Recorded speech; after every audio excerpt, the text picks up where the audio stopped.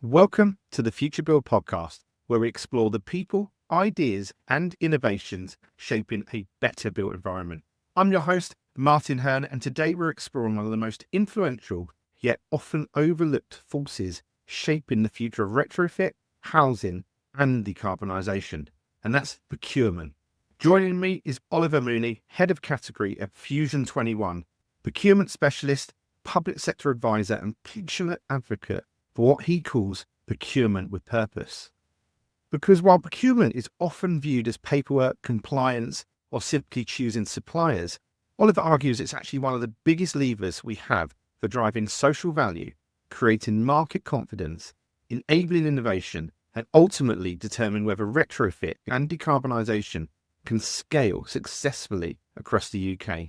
In this episode, we'll explore why short-term thinking may be holding the industry back, how procurement can either create or remove bottlenecks, while public spending should deliver social outcomes, as well as carbon reduction, and what the future of procurement looks like in a net zero world. Oliver, absolute pleasure to have you on the Futurebuild podcast. And actually, this is one of the first ones that we're doing remote, so slightly different format to what people are used to. We always start this off by just asking you what got you into the built environment and your journey to your current role. So I guess I've been sort of in the built environment now for sort of 15 plus years. Most of my career has been spent in that sort of sector. If I look back to the early throes of coming out of university, construction the built environment was never on my list of things to do.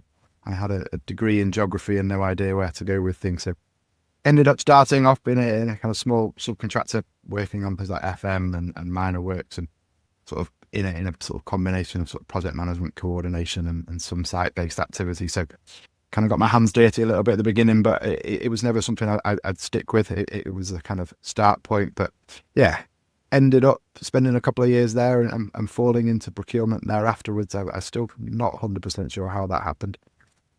But it's something that I've stuck with, built a career with, and kind of progressed as things have gone on. But I think that those early sort of groundings and years in construction gave me a real understanding of how things operate on site, the realities of how stuff is actually constructed, how people go around their job, and the kind of real detail of what happens, especially at the sharp end of sort of small contractors, and the realities of the economic conditions that they operate in. So that for me has always been a sort of thing that stayed in my mind, and I always try to sort of have the view of how some of those SMEs, those smaller operators, sort of orientate themselves and the reality of how they go around winning work and delivering work and what that means. So I've always kind of made sure that that's been forefront in a lot of decisions I've made and kind of move forward, and always wanted to champion the opportunities for kind of some of those smaller contractors in the marketplace. But ended up falling into public procurement. Been in my current role now for 12 years. I'm head of category, mostly covering capital expenditure type projects across the public sector. Manage a team now of 19 procurement professionals, probably delivering sort of 300-400 contracts a year, the range of public sector organisations spanning across quite a wide range of construction activity. So from the sort of day-to-day repairs and maintenance contracts through to sort of minor work type arrangements on one-off projects, and then up through to some very large-scale investment programmes across both non-domestic and domestic properties. We're going to come on to in this podcast sort of some of the myths and sort of misperceptions of what procurement is, but for those that are listening that sort of have never heard of Fusion 21 or sort of, what procurement and procurement frameworks do, give us a bit of an overview of that and your role within it. Fusion 21 are a centralised procurement authority. So we establish what are commercial tools, so most commonly called frameworks, but there are others. So previously we had dynamic purchasing systems, and now in the procurement we have dynamic markets. So they are effectively pre-procured lists of suppliers who can go on then to deliver goods, works and services within a defined scope, and normally with agreed pricing as well. So we would procure them and use them as a means to deliver sort of then contracts underneath that to individual contracting authorities, public bodies across the kind of whole country. So our role is kind of that coordinator in the middle, establishing a kind of marketplace from competition that others can access in a quick and efficient manner. So commercial tools can be really strong where there is already an established marketplace. and the supply chain is quite well developed and defined, you can then set some of those conditions so where specifications don't massively change over a 4 or 5 year period, they're kind of right for doing that. It has that kind of element of competition at the front end that the bidders bid against each other, against sort of pricing structures, the pricing models, and you've got a sort of fixed cost certainty then for that period of the commercial tool, which would normally be about 4 years or so. So it gives that then quick access. So if you compare a traditional procurement process under a kind of regulated procedure, so previously under the public contract regulations, now under the Procurement Act, some of the timescales, you are genuinely looking at a kind of quickest turnaround of a 6-month period, and that's to go through the procurement life cycle. So that kind of defining your need, market engagement, developing the procurement documents, running a tender process, awarding a contract. If you can do that in quicker than 6 months, you're really getting some great guns. But to do it to the right level of detail, especially the early stuff, people will be 6 months plus. Sometimes it's a year, 3 months, and some people will take 2 years because of the complex nature of what they're procuring. A framework, because a lot of that pre-procurement, the pre-tender activity is done, you can save a large amount of time, and that 6 months can become 6-8 weeks in reality of running a competition amongst the defined list of suppliers to then award and commence a contract. So it a quick and effective way, as you say, within what is a defined market. So if you know who the suppliers are, they're likely to be on the framework. It can be preferential in going out on your own to run that long process to effectively still have the same bidders come back at the same pricing to the same specification that a framework may have already established. So that's the kind of role that we play, is that coordinator, integrator in the middle. I think when I first started my career, I kind of compared it to matchmaking. You were trying to line up suppliers with clients and find the best combination of those two things to get the best outcomes of delivering projects. Even now, 12 years on, it's probably similar to doing that you're trying to put the best option or the best fit between a supplier who will give the strongest kind of project and construction outcomes to a client based on the specifics of their requirement at that point, rather than the mysteries of effectively putting out to the world and seeing what the market or the world comes back and proposes for you. So that's the sort of role we play. So we predominantly focus around the housing sector, but it's not everything that we do. So our history was very much from sort of based around the needs of the housing sector and came from housing associations originally, and some of the large scale stock investment programs they've had over the last 20 plus years. In the last sort of 5 or 6 years, we've kind of widened that remit out and started working across the public sector, knowing that the supply chains, the scope of works, the kind of detail of what's in the frameworks is actually quite compatible across a number of different kind of customer and market bases. So we've sort of reached out a bit further. But effectively, what we're providing to people is that list of suppliers and that procurement support where perhaps they need guidance and advice or someone to operate some of those call-off processes for us. That's the sort of the proposition we take out to people. I mean, people often sort of view maybe procurement organizations as sort of transactional or sort of process driven. But doing my background research to this and sort of speaking to you before, Fusion 21 sort of seems to operate very differently. There's a couple of things that make it quite unique. First of all, you're a social enterprise, which might surprise a lot of people. But also you sort of, rather than maximizing profit, you really reinvest a surplus into social impact. And those social impact initiatives are a huge, important aspect of what Fusion 21 does. Tell us a little bit about that and what makes you unique. I think you work from the premise of what is the purpose of public procurement. So go beyond what the legislation says and that focus on effectively the probity of public money and ensuring the best value out of that. Public procurement can also be a means to deliver a lot of other policy levers. That kind of economic and social impact that can be delivered through the completion of a contract in a geographical location. So beyond just what is specified, so beyond constructing a building, can you leave what we would say is a kind of lasting legacy within that community and that environment, and looking at the social good that can be left through the delivery of a contract. So we always think that, well, primarily that is the purpose for us of what procurement is about. And for us, procurement with purpose is about having that lasting impact. Yes, we still focus on value for money. It definitely is a core tenet to us, and it's not something we forget in that process. But we want to think around what good can be delivered through that public spend above and beyond just the bare minimum of expectation. So we try to embed that within every contract we deliver. So we try to achieve social value outcomes working with the contractor and working with the contracting authority within the contract itself. So it's specific to that need. But for us as an organisation, as you say, we are a social enterprise, so we are not for profit. So it doesn't mean that we're not an enterprise and we're not commercially minded in some of the decisions we make. But the surplus that we generate is reinvested back into a charitable foundation. The charitable foundation works along some of that social impact sort of objective as well. So it has its areas of focus. It seeks to kind of tackle some of the systemic issues that exist within the types of organisations that we operate and support. So it has that focus that actually we're trying to make sure that again, that public money that is left over is spent in a positive manner, that ultimately it has a wider impact than just being a commercial sort of profit-driven enterprise.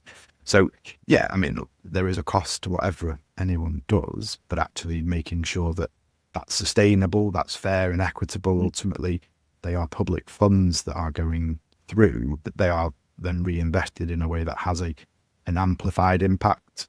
So can we break down some of the barriers to things like training, education, employment, digital inclusion, financial well-being, health? Can we actually support some of that activity at a slightly more macro, grander scale that then can actually come in at the contractual level underneath and support the work of individual entities underneath it? So yeah, we kind of take a step above, but that for us is the model we want to operate, that ultimately it's about social good through everything that we do, in that actually we want to reinvest that kind of surplus back into those communities, into the public sector, as opposed to being sort of a more profit-driven enterprise or around underpinning budget surpluses in other areas. And I know that sort of that social impact culturally runs through your organisation, all the way through. It's probably one of the reasons why, people like yourselves stay there for so long as well. It feels like an amazing company to work for. Tell us about some of the initiatives or programs that funding has helped support. That social side and actually having a wider purpose is it definitely gives an immense satisfaction in the job that you do. So you can look at the individual outcomes you derive through contracts that you procure, and that's always enjoyable to drive down the street and see something that you're involved in and be able to point that out, because it's people don't really understand what procurement does, and then you can show them the bricks and mortar. But that sort of the ethos and the culture of the organisation that comes from that social impact is massive for us. So the charitable foundation are involved in a lot of activity. I think, sometimes we touched on this in the intro, procurement teams are sometimes maybe unfairly seen as the bad guys, the ones sort of, screwing down costs and, and that sort of things. Why do you think that perception exists? I think within organisations, sometimes they are viewed in that transactional process way, that it's a step in terms of awarding a contract. It's something that we have to do, that they don't. Sometimes procurement doesn't bring any value to the table. It can be seen as something that slows the process down. Now, we are working in a regulated environment, that there is a set of legislation that underpins what we do and sets those timescales. People are not being difficult when they say you must tender something for 30 days. That's what the law tells us we have to do. And I think sometimes it's that understanding of why it is that way. Ultimately, what people want, especially with public money, is it fundamentally comes back to, it's around getting the best cost and outcome for the money that you're spending and ensuring that is achieved through a competitive process. Sometimes that's lost. And we see horror stories in the news where people are just given contracts and the competitive process doesn't seem to exist, and people are a bit like, well, that's scandalous. But then when it comes into your day job, you're like, well, I just want to give it to that person. I want to get it done very quickly. There's that disconnect sometimes between those things, of the reality of actually why the process exists. Procurement is not always the best at, I think, explaining that. But also, you go beyond that basic level, we could be a much better salesperson for the work and the value that we can bring beyond that. So actually, how you design a procurement process, be that through the engagement with the supply chain to understand the realities of what they can deliver, their capacity, their capability, in influencing things like the quality criteria, the conditions, of sort of the minimum standards we expect of people, being really clear around that. So actually it either enables competition, or we actually get the people that we want to be bidding in, that they're the ones who can deliver the work, be that by value, risk, past experience. There are ways around doing that, but that it derives value out of that. How you orientate a pricing structure within a competition. What are the methods of evaluating that comparatively? So rather than just looking at a total cost compared to each other, there's multiple different ways to work out how you should score or evaluate a prize. But that kind of insight can give genuine value. And one of the things we strive to do in terms of, say, that value part is around cost certainty. So it's really easy to tender something and get a bid sum at the end of it and say that's fantastic. The challenge is, how do you translate that into a contract where that then becomes delivered, and actually the price you were offered is the kind of cost that comes out at the end of it. It's that value that you can give a really strong contract, hand that over for someone to deliver, but within that contract you've understood how an organization will manage that, deliver that, what their competencies are, what's their kind of preferences and their approach.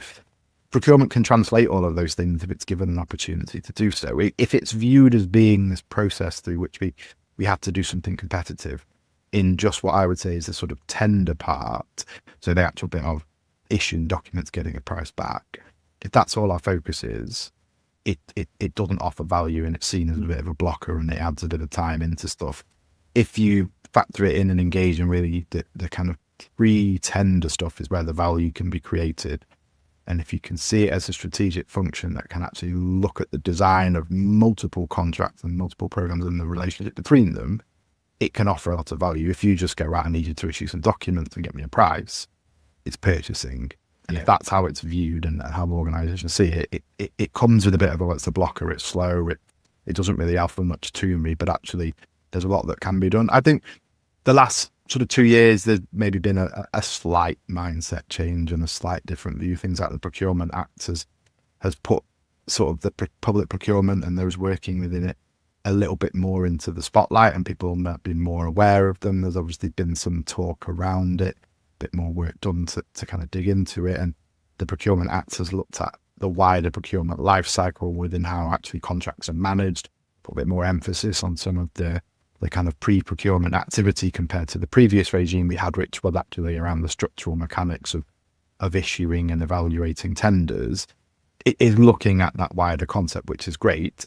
And it's now getting that within organizations at a kind of senior strategic executive level to say, actually, look, we need to be doing this early on if we're going to give contracts the best shot of being successful. And ultimately that comes back to public benefit, value for money, and wider impact that can be delivered in terms of the goods, works and services. You obviously, as an organisation, specialise in the built environment, and what I would say at the moment is the built environment is under huge pressure right now. We've seen rising costs, budgets getting tighter, timeframes tight. At the same time, we've got huge labour shortages, but also growing demand as well. For me, it feels obvious that procurement matters more than ever in this climate.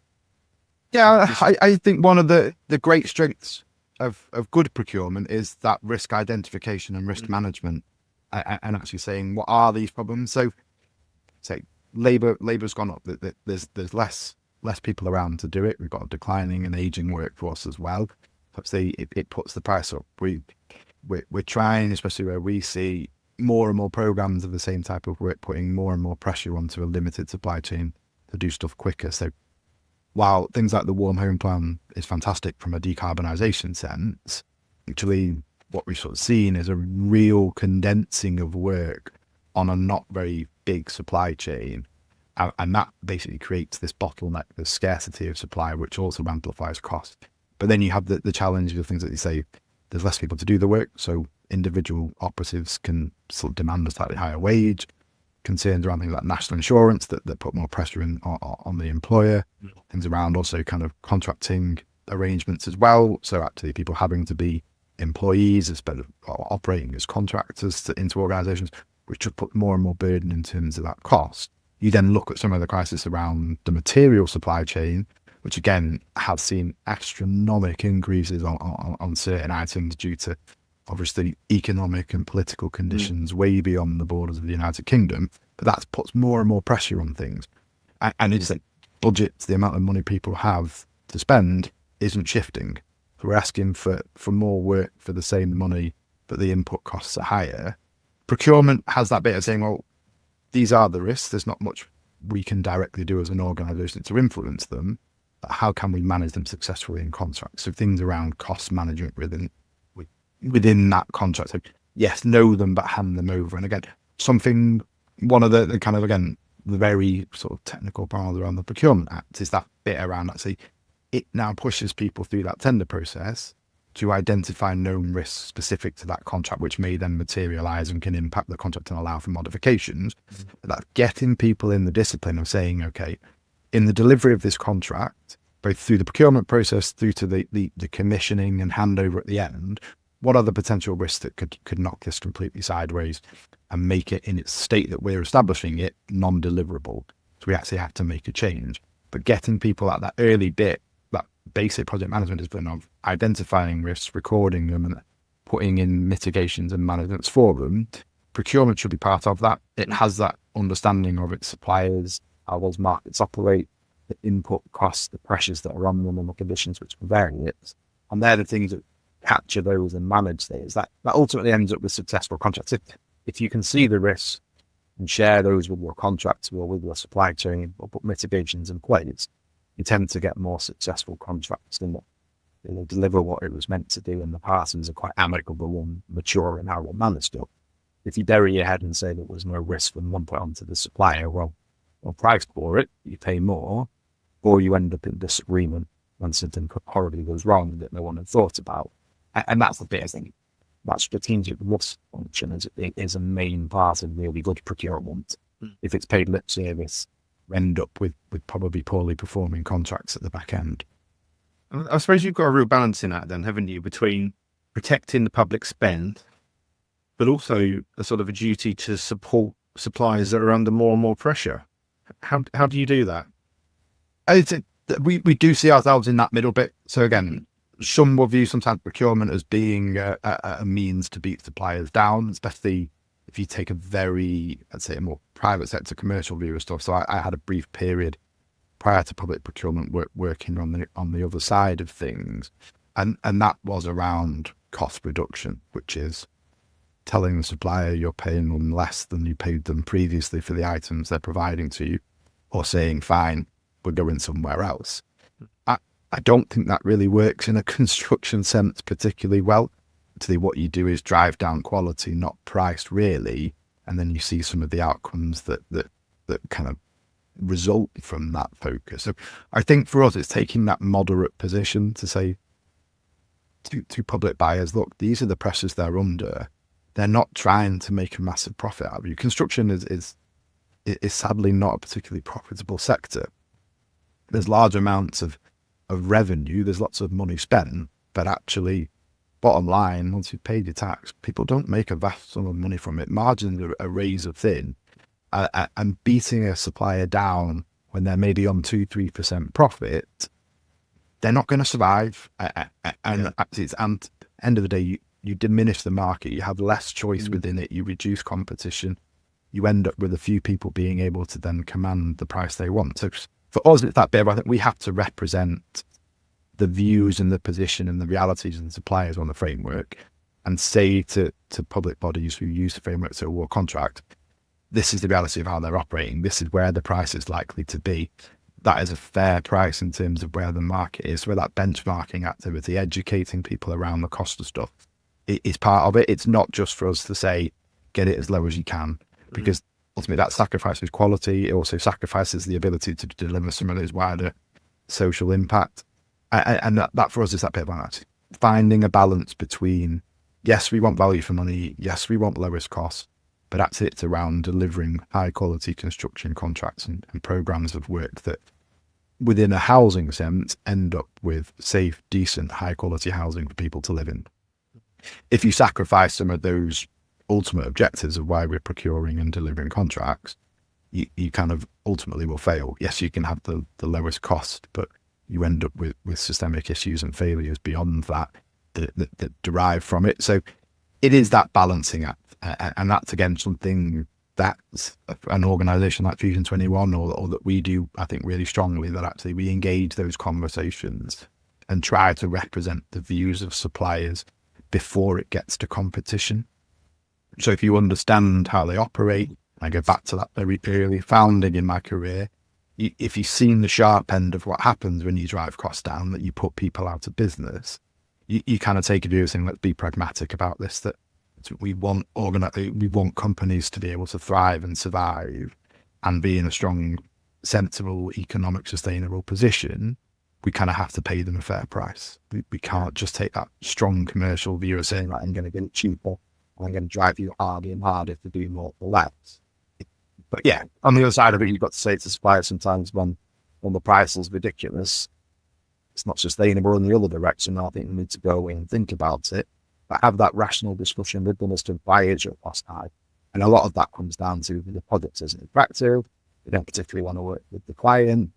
They've got too much work on right now, or the risk really isn't clear and properly allocated, so that they don't really understand exactly what they're bidding against. So they're just building risk and cost into their price to protect themselves. And if you have those conversations and understand that, you can strip some of those things out. That comes back to that allocation of risk, liability, who's responsible for what, but that can bring costs down and they'll have a successful contract. But it is that balance of seeing both sides of what does the public sector need and what does the supply chain need to deliver programs. We always think, if you look at construction suppliers, they all want to do a good job. No one enters into a contract to build a building that will fall down or that disappoints their client or has defects and ongoing abilities. People genuinely start out with the premise of, I want to do a really good job of this and I want to make sure that it's a high quality outcome and out from it. And actually it's just aligning those positions between organisations. If you get to that, you end up with, I think, a good value out of procurement and successful contracts resulting. You've mentioned things like the Warm Homes Fund, and we're going to come on to that in a minute and into retrofit as well. But one question I had from you, it's obvious that, you've talked already about the sort of need to build, long-term partnerships, between procurement teams and suppliers. If I'm a supplier that I'm listening to this at the moment, what's maybe some tips to how to get involved in these frameworks and work with you and the procurement team as a brand new supplier, maybe that's never gone down this route before? I think one thing with frameworks is, especially when you kind of like experience at the smaller end of the contracting scale, is understand that they are not a guarantee of work. That it is a means to achieve potential work, right, and a route to being on a list of suppliers. But getting onto a framework is the start of that journey, but it can open up a world of possibility beyond that. So I think it's a bit of we understand that there is a kind of cost in terms of that initial bidding. So I think one is to be selective around what is a really good framework to be on. So from a kind of framework operator, from a CPA perspective, who are the organisations that they're working with? What sectors do they have kind of strong usage in? Be that kind of housing, health, education, non-domestic works. How does that align to what you're doing? Make sure there is a synergy between the types of work that the framework will do and what you're doing as well. So if the framework is intended to do mega size contracts, you're probably not going to get on as an SME, but it's kind of not worth bidding in the first place. If you've never done a 10 million, 20, 30, 40 million pound contract and the framework's designed to do that, don't invest all your time on it. Look at things that align to where your strengths are or where you want to take your business. They shouldn't be onerous to kind of get through. There are what are now conditions of participation, previously selection criteria, the kind of minimum standards, be that insurances, kind of business processes, etc. Make sure that you've got those, and that's a kind of, I think, a journey for all small organizations to go on, is around having good business processes. And sometimes external verification is useful on that, but having those in place, if you kind of get into that point, bidding is much easier. If you don't have them, it feels like very hard, sort of almost hoops to jump through. You've got to provide all your, let's say, health and safety policies or your management sort of documents. And people go, oh God, that's tons of work. And I say, I go back to that initial experience I had in construction. They didn't have things like ISO accreditations on a lot of their business processes. So you were sending over all of your stuff every single time to try and get work with a public sector body. it's really prohibitive to do that, and it takes man hours and it costs to do so. So like finding the frameworks that are right for you, where that kind of minimum bar to get on is probably where you are in your journey, or you're not going to invest loads of time to do so. But being realistic, once you're on a framework, that you're going to have to engage with that framework, but you are looking for probably a framework operator that is active in understanding their market and wants to engage with suppliers and looks at genuinely building strong relationships.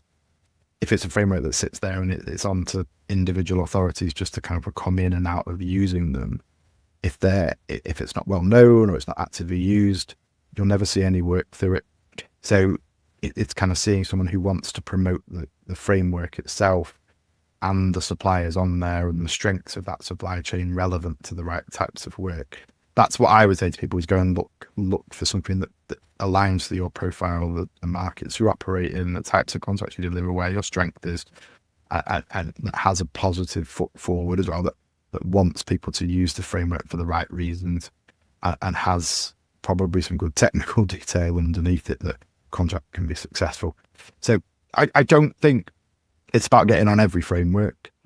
I think people should be selective in what they do, profile the organizations that are operating them and running them. You hear stories about people who will be on multiple frameworks and never see any opportunity from it, and then their view is, well, frameworks are terrible. The reality is that they just are on terrible frameworks, probably, rather than it all being bad. There's a lot of options out there. We've somewhat created this market of frameworks, which means that there's lots of them set up, but they're not all equal. And that's, I think, do some due diligence on those operating it and those using it, and see, is there an alignment to my business and my strengths. If it's not work you do, not sectors you operate in, you're never going to be competitive at the end of the day. But understand that a framework is a means to get work, but it isn't guarantee of anything. We were around sort of 2 or 3 weeks post Futurebuild, and really proud to work with you, Future 21. You helped us support bringing together 5 or 6 of the key combined local authorities together at the show. And I think what was clear, we had a packed stage at the National Retrofit Conference for those 3 days. And I think it was the same message, I think, from all of those regions, that the UK needs to scale high quality retrofit rapidly. I think there was a lot of talk about that the market is fragmented, it's unstable. From your perspective, what are the sort of the biggest barriers really holding back retrofit at the moment? I think one of the challenges in some of this is perhaps a disconnect between the timescales to complete stuff. Local authorities, combined authorities, want to move forward and really want to set ambitious targets for themselves beyond the sort of 2050 target. But that puts even more pressure on to get stuff done. I think there is from a delivery perspective, there is a strong level of what are main management contractor styles, that they really set themselves up now in that market. And these are complex programs of work to deliver with lots of different work streams simultaneously in occupied properties mainly, and moving around along sort of vast geographical areas. So it is suited to that model, and that's kind of getting itself and has established itself. The challenge is the supply chain underneath that, and ultimately the workforce that's underneath that as well. We can't do everybody at the same time. There aren't enough people with the right skills and capabilities to do the level of work that we want. So there's a bit of, I think, we need to be realistic in smoothing a program of delivery out. It's great that we can address some of the let's say the hardest and the most affected properties first, through things like the sort of social housing schemes that have existed, some of the local grant sort of side of stuff, working through some of the local authority side of stuff. That's great, but to some extent that's probably a scratch on the long-term surface. The real challenge, I think, when you look at the Warm Homes plan, is how do you get into the rest of let's say the privately owned housing stock, what is the percentage majority of housing in this country? How do you get into that and deliver that program where it is a different style of delivery? In the tier 1 contractors are not going to be interested in knocking on your door, my door, and saying, can I do some retrofit work on your property, and having to contract with every homeowner all over the place. it will need coordination. It needs a bit of some thought, and it needs probably that development of the supply chain underneath in terms of the very local regional capacity to deliver stuff at a sort of specialist SME skilled level.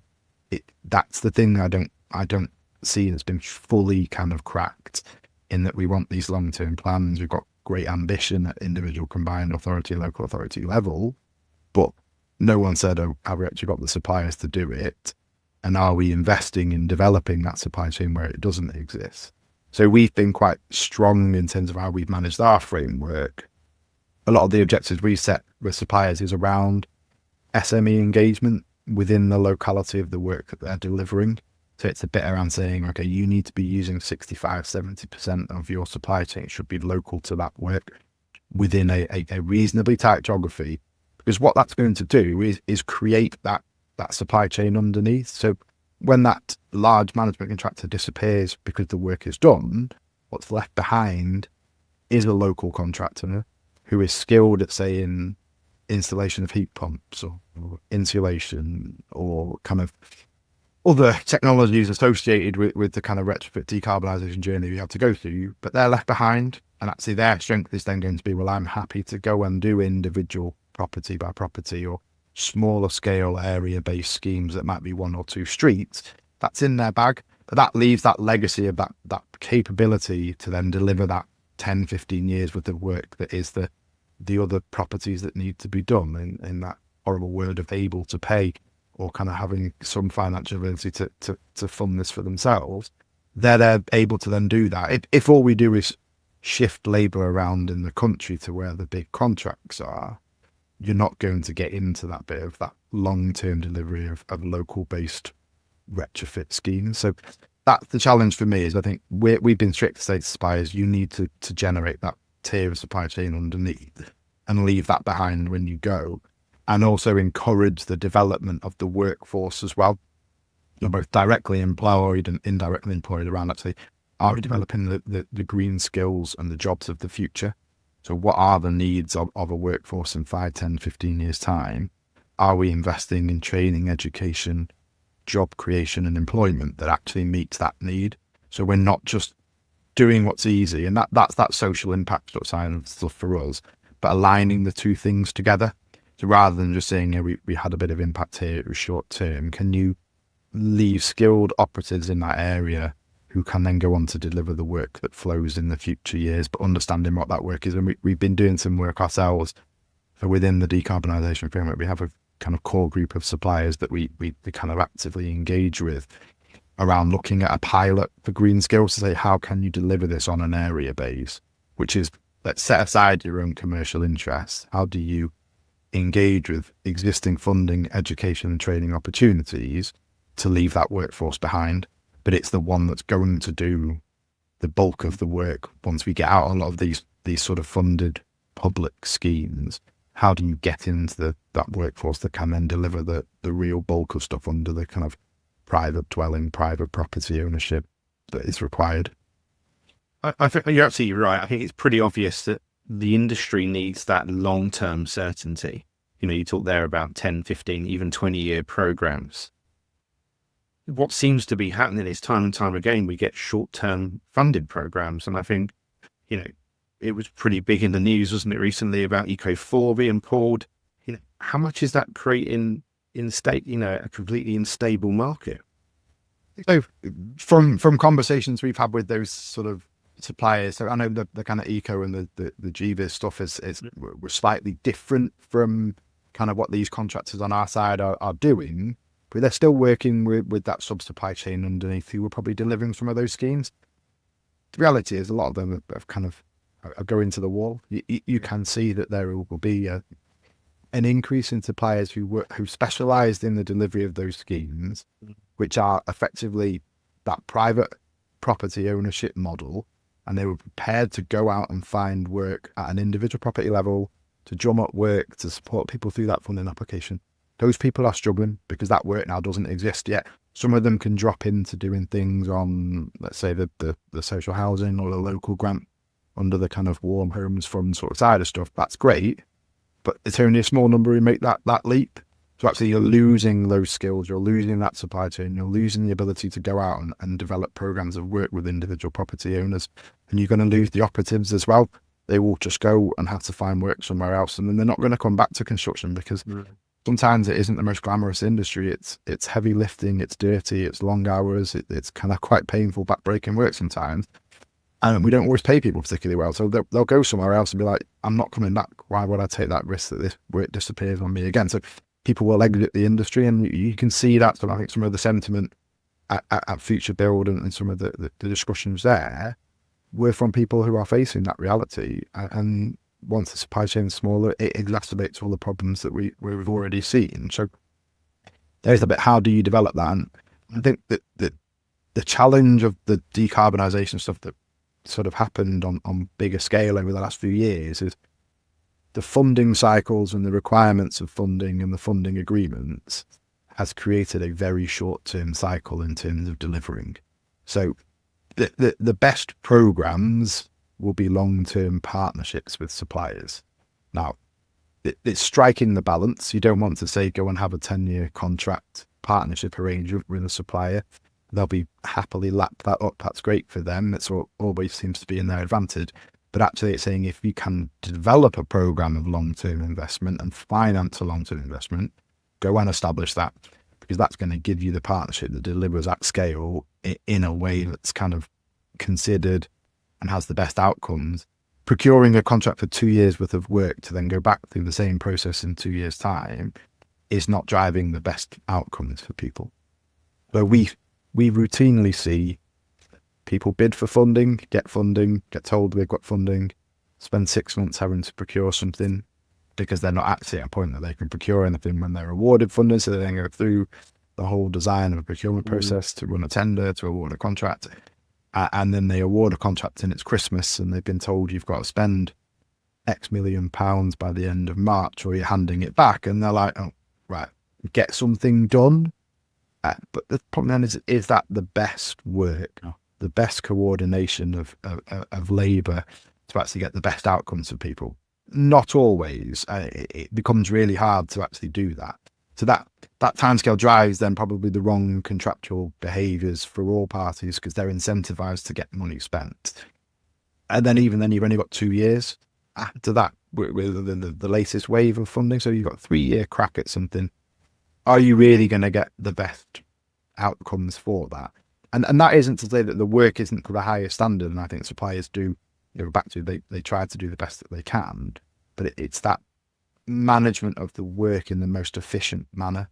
So are we condensing work into smaller geographies to, let's say, reduce overheads, reduce the cost of prelims, to mean that actually we can do measures at a lower cost because we've got a better volume in one area rather than travelling 10, 15 minutes between properties because they're the ones that have the lowest EPC, so therefore the easiest to do. We pick off the easy bits first, not coordinating a scheme of work sometimes that uses resource in the most effective manner, which can then get the best cost outcomes for it. So we've sort of driven this bit around pick off the easiest properties first, get those done, cycle through what we can get done really quickly, and then whatever's left we'll have a crack at. If it's a bit hard, then we might drop it out. And I think we've seen as well some schemes where things get dropped towards the end because they are hard work and they're not easy and they're not going to get done quickly. And it's a bit like, right, we've got a few weeks left. Let's get as much done now as we can. Find stuff that's easier to do. And that sort of stuff getting dropped out of programs because they're difficult to treat. And the reality is those difficult to treat properties, especially in social housing, are probably the ones that should be prioritised. They're most likely to have the lowest EPC rating, probably issues around things like damp and mould, substandard quality of living within those properties. But because it needs a lot of intervention and a lot of time and multiple measures and probably a lot of enabling work to get to the point of doing retrofit works, it's sort of on, yeah, we'll get to that next time around, or we'll do that because we want to get this money spent, or we need to get to it. And that's, I think, one of the challenges of that cycle. But you're never going to break that because it's tied to political cycles and people have to be having that impact, doing that work, being seen to do stuff. And there's real strong endeavour to change that, but central government funding is never going to change beyond the 2-3 year cycle. The challenge that faces, I think, social housing is the long-term financing of work. And that's been something since the start of the very early pilot and some of test schemes that were run, was how do we finance this on a long-term scale beyond relying on grants and handouts and funding to do it? How do we create that economic business case to say, actually, we can do this beyond it being the right thing to do? It feels like we almost need to change the measure of success as well, because I think, the government have put a lot of focus on, especially around retrofit, on carbon savings. But I think what you're saying there is maybe we need to change that measure to actually what's the social impact? What's the impact on giving people warmer, healthier homes? What's the impact on, does that then reduce the pressures on the NHS? And move it more from purely a financial or carbon outcome to a social impact outcome? Yeah, I mean, they are interlinked with each other. Some of those things are very difficult to measure, so that they can't always be quantified, or it's hard to get to what is, say, the secondary saving. If you improve the kind of community health and the property health within a location, people are going to have better health outcomes, reduced demand on NHS services. You don't always see that, and sometimes there isn't a direct correlation, so it's hard to measure. But I know we've seen, and the foundation did some work previously around trying to link the kind of health outcomes to property outcomes, and some of that kind of big picture thinking. And it is an area where actually, if we shift our perception, maybe we can view these programs in different ways. Ultimately, there is that bit around, well, what are we trying to achieve from it? And it ties into the kind of obligations around 2050 and kind of carbon net zero. That's what's been the main driver for why we started some of this. And I think along the way, people have kind of pointed out the links and relationship between it, and people are aware of it and can see that. I think some of the conversation is shifting beyond what's the carbon saving of that property to actually saying, well, look, really what we want to do is provide a home that is, let's say, warm, safe, decent, and affordable to the people living in it. That shift has probably happened a little bit beyond, I think, some of the first iterations of these. Some of the programs was around what's the carbon saving, what's the impact in terms of kind of that carbon net zero journey, where I think now the narrative, and rightfully so, is around actually what are the other social and kind of property outcomes that come from these work. We're still measuring kind of carbon outcomes, but I think we're also more interested in what are the secondary and the indirect outcomes that come from that as well, and looking at it in a broader picture. The health of the property is directly linked back to how it functions. If it's a well insulated, well ventilated, if it's in a strong sort of decent standard, you will get better outcomes from it. Ultimately, the people living in it are in better conditions, better circumstances, and you can see that. And that for, I think, should be that shift, but they're very hard to quantify, to monetize, or link back into. I think ultimately what was the purpose around these programs is that kind of commitment and obligation we have in terms of being net zero within the next 24 years. I want to pick up on another theme that came out from Futurebuild. We dedicated the whole of day 3 of the National Retrofit Conference to innovation and how we accelerate that within the built environment. We also worked really closely with the NHDG, which is a collection of tier 1 contractors, to do something called the Big Retrofit Challenge, which was trying to find those innovations that can help scale retrofit. I think one of the sort of maybe myths or perceptions around procurement is it's also almost described as risk adverse by nature. Can procurement also become the driver of innovation? And how, if I've got an innovation, I want to innovate, how do procurement frameworks enable or support that? Innovation, I think, can be hard, like within that real public sector space. Because how do you take something small and scale it up? And a lot of these programs have been about scale. I think we have made a delivery approach that's somewhat replicable. So actually it can be rolled out, and that's that thing of how do you scale stuff. But then actually, if you want to get into where innovation probably sits within construction, it's around products and technology. People might say you can innovate the methods of working, but construction still seems to do what construction has always done, and we rely on mostly human labor and human capital to achieve anything. So the innovation is in what do you fit and how technologies work with each other, and probably how users interact with that at the back end of stuff. And there's nothing, I think, from a procurement sense that blocks that. What typically procurement does is it buys things that it's aware of and it can describe, and it can say, I want these things. And it's focused on what is known. Innovation sometimes is the unknown, isn't it? So it comes up afterwards, or we kind of say, well, we're more bothered by some outcomes, and therefore we can kind of work backwards. But that's hard to do at scale if you're doing thousands of properties. You kind of want to say, well, I want standardization. I want to know what's being fitted and that it works to a certain standard, and I'm going to get the outcomes from a project perspective that I'm after. So I don't think it's a blocker per se. That there are lots of ways to procure innovative solutions and products, but they probably take a bit more time to do.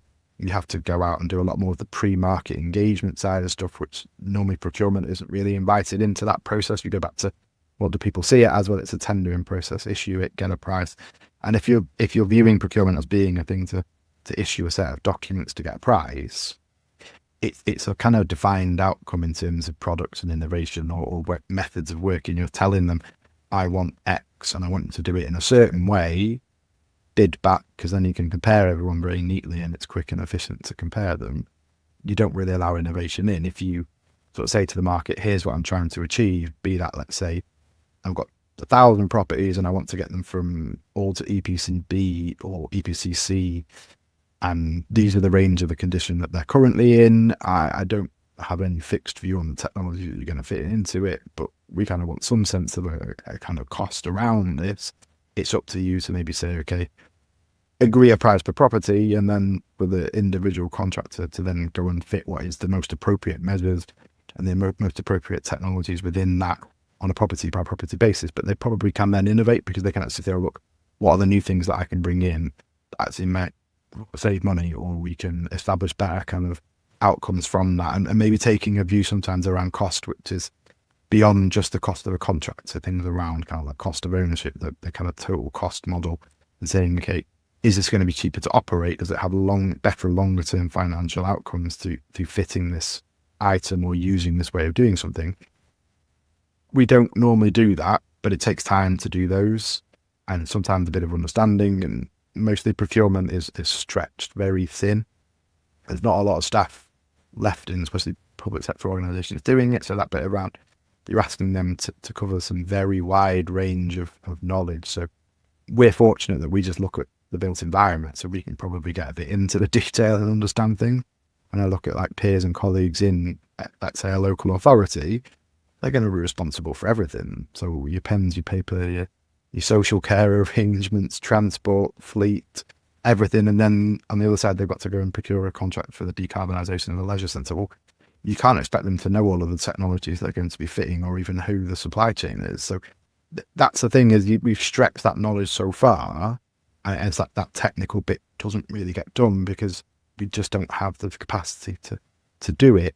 And that's maybe where a framework can bring that insight, is that you're probably looking at a narrow window and a few people really specialising within very discrete, almost niche areas of kind of categories of spend.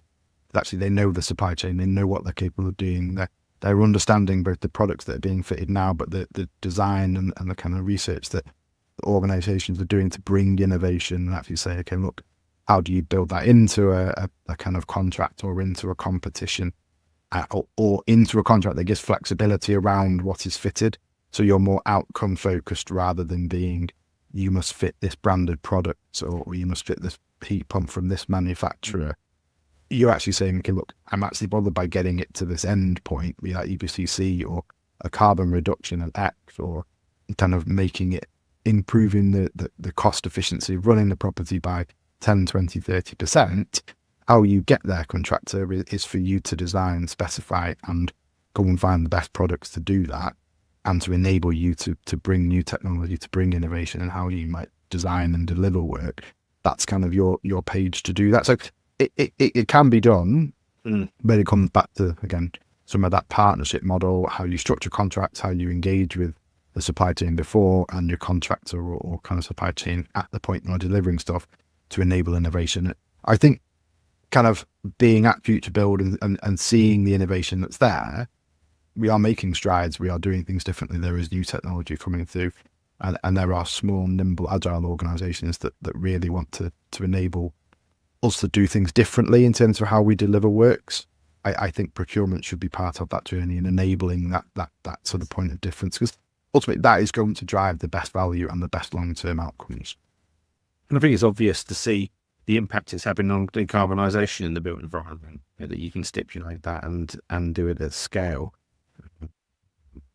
which we're seeing. I want to finish on sort of a bit of a question that sort of enables you to give us your vision of the future. And I suppose what I'd like to ask you is, what do you see as the biggest change you'd like to see in how the built environment thinks about procurement over the next decade, as we sort of hurtle towards that 2030 and 2035 deadlines? In an ideal world, my view is always, I think procurement should be seen as a strategic function.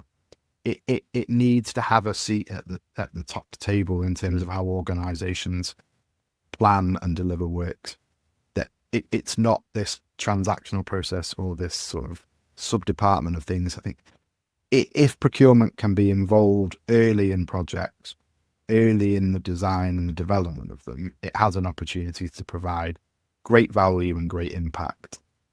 If it's left till the end, it sadly normally fails to deliver against most people's expectations. So my kind of hope as we continue, and there has been an evolution over the last few years, is that continues to kind of at pace, and that actually procurement is engaged earlier on, is in that decision-making process, assists and maybe takes a lead in some of that risk management in how contracts are ultimately going to be delivered.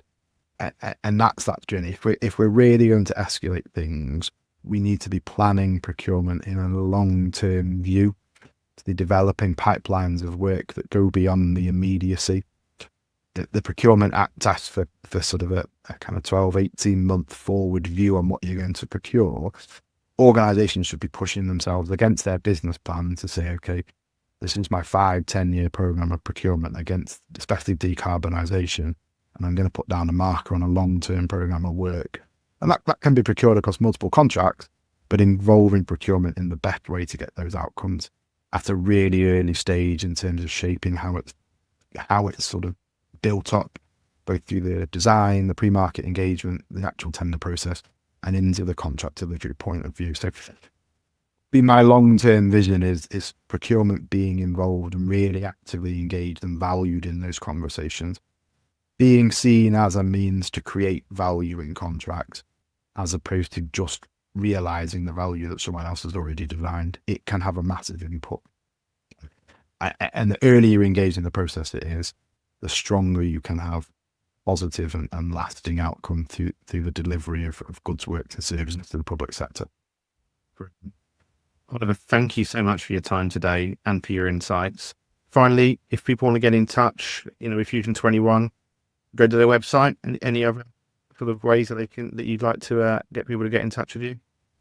Yeah, so obviously the website, there's a contact us section in there, but also kind of LinkedIn for me personally, or some of my colleagues. Feel free to reach out if people have questions, connect, all the usual things. But yeah, also from a kind of in-person perspective, we'll be at a few more events this year, but housing specific across things like homes and housing later in the year. But hopefully again, if all things go well, back at Futurebuild next year, and again, obviously that chance to develop the relationship further and engage with a really positive audience, and sort of hopefully be there in person to meet a few new people as well. So yeah, there should be plenty of chance to connect.